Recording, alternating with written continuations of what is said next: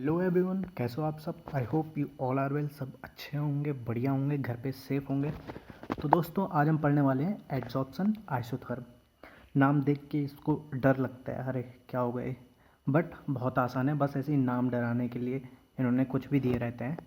तो चलो हम स्टार्ट करते हैं। देखो, सबसे पहले इस एड्जॉर्प्शन आइसोथर्म को अलग कर दो, दिमाग से निकाल लो। ठीक, जो मैं जैसे जैसे बता रहा हूँ वैसे वैसे समझो। देखो, सपोज़ ये हमारे पास एड्जॉर्बेंट है जिसके सरफेस पे गैस आके चिपकेगी, या एड्जॉर्ब होगी या एक्यूमुलेट होगी, कुछ भी बोल लो। ओके, देखो इसके सरफेस पे गैस आके चिपकेगी। देखो अभी जो भी हमारा ये पढ़ रहे हैं हम, ये फिजिकल एड्जॉर्प्शन होगा, ना कि केमिकल एड्जॉर्प्शन। ठीक, तो गैस इसके सरफेस पे चिपकेगी तो weak van der Waals forces के कारण चिपकेगी। समझ में आ रही है बात? Weak van der Waals forces. Okay, अब देखो क्या होता है। सपोज ये एक कंटेनर में, ठीक, और हम ऊपर से देखो यहाँ से इसको नीचे फोर्स करते हैं तो प्रेशर यहाँ ज़्यादा बढ़ेगा, और प्रेशर ज़्यादा बढ़ेगा तो क्या होगा, जो गैसेस होंगी इसके सरफेस पे वो और ज़्यादा चिपकने लग जाएंगी बाहरी सरफेस पे। ठीक है, जितना ज़्यादा फोर्स लगाएंगे उतना ज़्यादा उसके सरफेस पे वो चिपकते रहेंगे। बट क्या होगा, एक प्रेशर ऐसा होगा जिसके बाद मतलब कितना भी आप प्रेशर इंक्रीज़ कर लो, इसके सरफेस पे क्या होगा, एड्जॉर्प्शन का जो रेट होगा वो इंक्रीज़ नहीं होगा। मतलब इक्विलिब्रियम आ जाएगा। जितना एड्जॉर्प्शन होगा सरफेस पे उसके, उतना ही डिजॉर्प्शन होगा। मतलब जितने सरफेस पे आके एक्यूमुलेट होंगे, एड्जॉर्ब होंगे, उतने ही डिजॉर्ब होंगे, उसके सरफेस से बाहर निकलेंगे। ठीक, तो इसका मतलब क्या होगा, एक सैचुरेशन पॉइंट आ चुका है या इक्विलिब्रियम बन चुका है। ओके, तो हम इस इक्विलिब्रियम स्टेट को क्या कहते हैं, सैचुरेशन स्टेट भी कहते हैं। ओके, सैचुरेशन स्टेट भी कहते हैं। ठीक, और जिस प्रेशर पे ऐसा हो रहा है, मतलब सैचुरेशन पॉइंट आ रहा है, ओके, तो उस प्रेशर को कहेंगे हम सैचुरेटेड प्रेशर, पीएस। अब देखो, ये जो एड्जॉर्बेंट है जिसके सरफेस पे गैस आके चिपक रही है, उसके पर मास पे कितनी गैस आके एड्जॉर्ब हो रही है। ओके, कितनी गैस एड्जॉर्ब हो रही है, तो हम कैसे उसको लिख सकते हैं, अगर ये मास इस एड्जॉर्बेंट का है, ओके, तो उसके सरफेस पे कितनी गैस आके एड्जॉर्ब हो रही है, ये एक्स, तो पर मास पे कितनी गैस एड्जॉर्ब हो रही है। ओके, अब जैसे जैसे प्रेशर हम देते रहेंगे, इंक्रीज होते रहेगा। देखो एड्जॉर्बेंट का मास तो उतना ही रहेगा ना, बट जो गैस है वो और चिपकती रहेगी तो उसका मास इंक्रीज होगा ना। तो पर मास पे, जो एड्जॉर्बेंट का पर मास पे जो गैस का मास है वो इंक्रीज होता रहेगा। ओके, वो एक्सटेंड बढ़ता रहेगा, और सैचुरेशन जो पॉइंट होगा उसके बाद वो रुक जाएगा, इक्विलिब्रियम पे आ जाएगा। ठीक, ये समझ में आया। अब देखो, इसी को हम ग्राफ में लिखेंगे, मतलब बनाएंगे। ठीक, आसान सही है। देखो, ये देखो, ये प्रेशर इधर जा रहा है, प्रेशर इंक्रीज करेंगे। ठीक, और ये यहाँ पे x बाई एम है। ठीक, इसको हम कह सकते हैं amount of gas, amount of gas adsorb. Okay, अब देखो क्या होता है, यहाँ पे दोनों जीरो हैं, प्रेशर भी जीरो है और x बाई एम भी जीरो है, मतलब कोई भी गैस अभी एड्जॉर्ब नहीं है। ठीक, यहाँ पे क्या होता है, जैसे जैसे प्रेशर देते हैं ये क्या होता है, ये इंक्रीज होते जाता है और ऐसे आ जाता है। ठीक, समझ में बात आ रही है।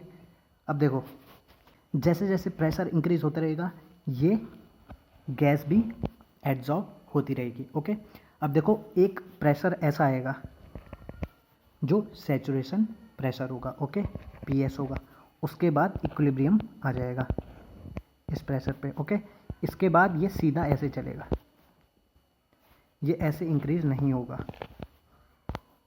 तो इसी ग्राफ को क्या नाम दे दिया गया, एड्जॉर्प्शन, एडजॉर्प्शन आइसोथर्म। बस इतना सा था, इसी का नाम है। Okay, a graph between pressure and amount of gas adsorbed is known as adsorption isotherm. आए समझ में। अब देखो ये एक ही टेम्परेचर पे था, कांस्टेंट टेम्परेचर पे, ठीक है। A graph between pressure and amount of gas adsorbed at a constant temperature is known as adsorption isotherm. ये एक ही टेम्परेचर पे था। तो सपोज हम मान लेते हैं कि ये जो टेम्परेचर है 195 केल्विन है, ओके। अब देखो फिजिकल एडजॉर्प्शन में क्या होता है, देखो यहाँ पे देखो, जैसे मैंने बताया था, ये जो एड्जॉर्बेंट और एड्जॉर्बेट के बीच में, मतलब जो भी गैस है और जो भी सॉलिड है उसके बीच में जो भी बॉन्ड्स बन रहे हैं वो weak van der Waals forces के कारण बन रहे हैं, ओके। वो वीक हैं और अगर हम टेम्परेचर इंक्रीज करते हैं तो वाइब्रेशन के कारण वो बॉन्ड्स टूट जाएंगे, आसानी से टूट जाएंगे, ओके। तो इसका मतलब अगर हम टेम्परेचर इंक्रीज कर रहे हैं तो एड्जॉर्प्शन कम हो रहा है क्योंकि वो बॉन्ड्स टूट रहे हैं और वो बाहर निकल जा रहे हैं। समझ में आई बात मैं क्या कहना चाह रहा हूँ, ओके। तो एड्जॉर्प्शन कम होगा अगर टेम्परेचर इंक्रीज हो रहा है, तो इसका मतलब टेम्परेचर इंक्रीज होगा तो ये एक्सटेंट ऑफ एड्जॉर्प्शन भी ये कम होगा, ओके। तो सपोज ये 244 केल्विन पे था, 195 केल्विन पे क्या हो रहा था, जो ये प्रेशर है इस प्रेशर पे यहाँ पे ये ज़्यादा गैस चिपक रही थी, बट इस वाले 244 केल्विन पे ये गैस कम चिपकेगी, ठीक। और अगर हम एक और टेम्परेचर पे देख लेते हैं, 273 केल्विन पे देख लेते हैं, 273 केल्विन पे देख लेते हैं, ये ग्राफ और नीचे आएगा, ठीक। तो जैसे जैसे टेम्परेचर इंक्रीज करेगा ये ग्राफ नीचे आता जाएगा क्योंकि एडजॉर्प्शन जो हो रहा है वो कम होगा। तो बस अब इसी ग्राफ को एक साइंटिस्ट था फ्रॉन्डलिक, ओके, फ्रॉन्डलिक ऐसे कुछ बोलते हैं, नाम मैं ठीक से शायद बोल नहीं रहा हूँ। तो उसी साइंटिस्ट ने बोला कि चलो मैं इसको एक फॉर्मूले में, मतलब मैथमेटिकली एक फॉर्मूले में इसको डाल देता हूँ कि हम अगर प्रेशर इतना रहेगा तो एड्जॉर्प्शन कितना होगा, और अगर प्रेशर इंक्रीज करते हैं फिर एड्जॉर्प्शन कितना होगा, तो मैं एक फार्मूला दे देता हूँ। तो उन्होंने एक फार्मूला दिया है, ओके। चलो, तो उनका फार्मूला क्या है भाई, जो x/m होगा, एक्सटेंट ऑफ एड्जॉर्प्शन होगा, वो होगा कि जो कि एक कांस्टेंट है इनटू p जो कि प्रेशर है उसकी पावर 1/n, और n क्या है, एक नेचुरल नंबर है, n कैन बी 1 2 3, ओके, और ये इन्फिनिटी तक जाएगा। इतनी बात आई समझ में, ठीक है। इसका मतलब जो 1/n की वैल्यू हुई वो किस किस के बीच होनी चाहिए, देखो अगर मैं इसको 1 रखता हूँ n को, ठीक है, n को 1 रखता हूँ तो 1/1 तो ये 1 आता है, और इन्फिनिटी रखूँ तो 1/∞ कितना होता है, 0 होता है। तो इसका मतलब क्या हुआ, जो 1/n की वैल्यू है वो 0 और 1 के बीच है, ओके। 1/n की वैल्यू 0 और 1 के बीच है, ओके। देखो एक चीज़, हाईएस्ट प्रेशर पे 0 होगी और लोएस्ट प्रेशर पे 1 होगी वैल्यू, ठीक है। उल्टा है यहाँ पे, 0 हाई प्रेशर पे और 1 जो होगा वो लो प्रेशर पे होगा, ठीक है।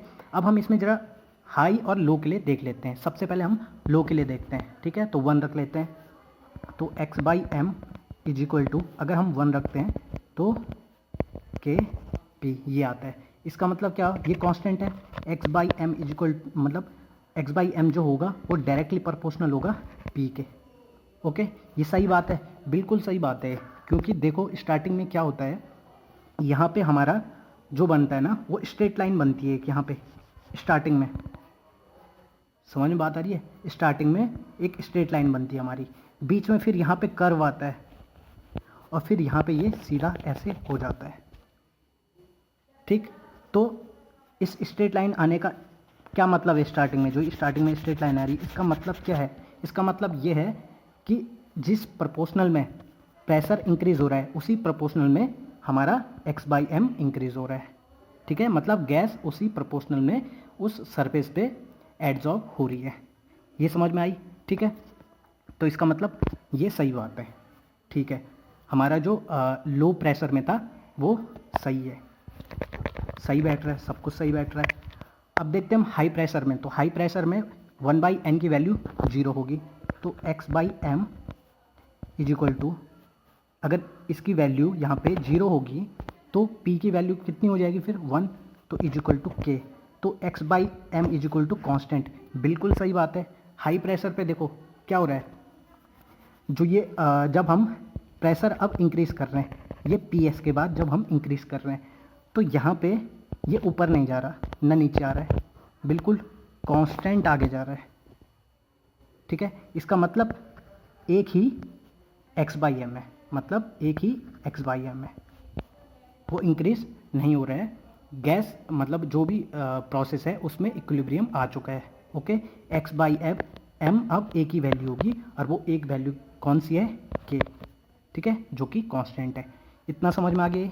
ठीक है, तो हमारा देखो अभी तक हमारा ये दोनों प्रेशर पे सही चल रहा है। ठीक है, अभी लिमिटेशंस भी देखेंगे, इसमें सब कुछ देखेंगे।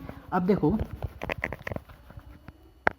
ठीक है, फॉर्मूला दे दिया, हाई प्रेशर लो प्रेशर पे दोनों पे सही आ रहा है। ठीक है, मान लिया। अब अभी तक देखो हमने 0 और 1 क्यों रखा, बस हम खुश होने के लिए देख रहे थे, अच्छा ये फिट बैठ रहा है फॉर्मूले में कि नहीं बैठ रहा है, तो हम खुश हो गए चलो। बट हम असल में अभी निकाल क्या रहे हैं, कितना एक्सटेंड एडजॉर्ब हुआ, एक्स बाई एम निकाल रहे हैं। ठीक है, चलो प्रेशर भी हम दे देंगे।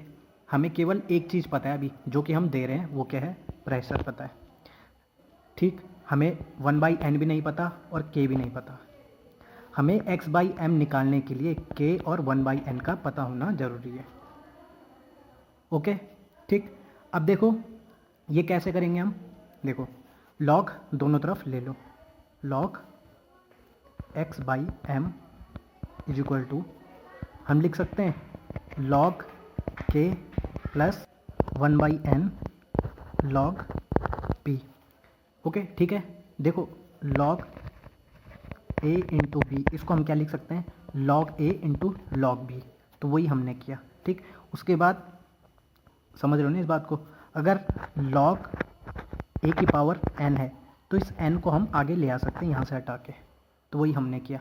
ठीक है, log p की पावर 1/n होना था ना, तो 1/n को हम आगे ले आए। इतना समझ में आया? ठीक है, अब देखो ये स्ट्रेट लाइन की इक्वेशन बनी कि नहीं बनी, बिल्कुल बन गई है भाई।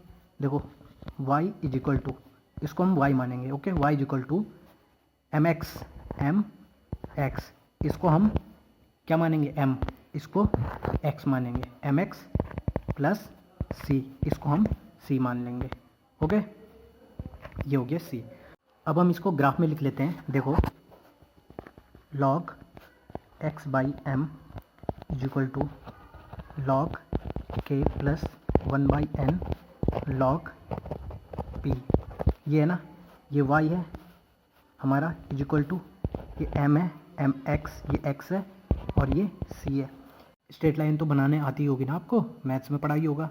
p की वैल्यू 2 देंगे, p1 p2, और x बाई एम की जो वैल्यू आएंगी वो भी 2 आएंगी, तो 2 पॉइंट हमारे ग्राफ में बनेंगे। तो फिर हम उन दोनों पॉइंट को जोड़ेंगे तो एक पूरी लाइन हमारी मिल जाएगी।